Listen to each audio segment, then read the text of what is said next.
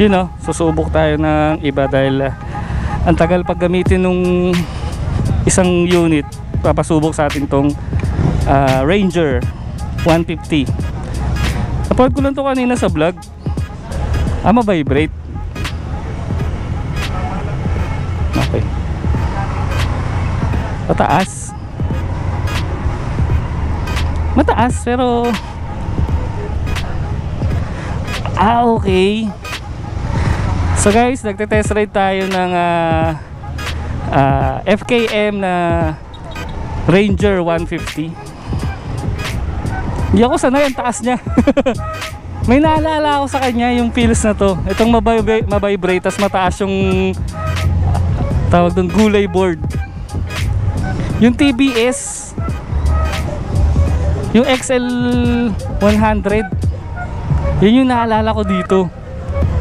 Para siyang upgraded version nun.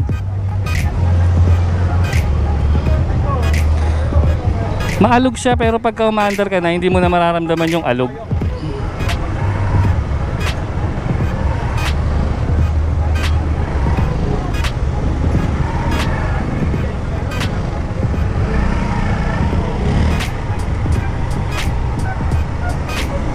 Hindi talaga ito yung test ride ko pero wala tayong magagawa. Haba nung nagla-line up dun sa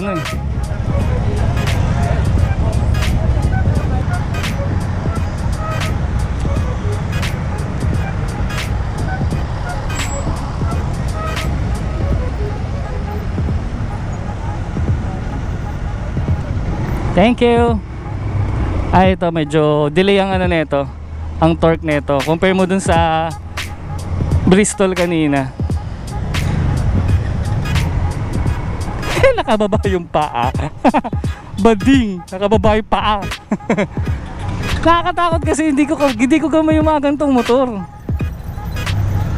Pero sobrang komportable niya kapag umaandar na. Yun lang yung masasabi ko. So kaya no wonder maraming gustong lumipat sa motor na to, na mga nag-a-adventure. Thank you. Yan lang, medyo lang talaga yung pag-alis niya. Magbabibrate muna bago lumarga.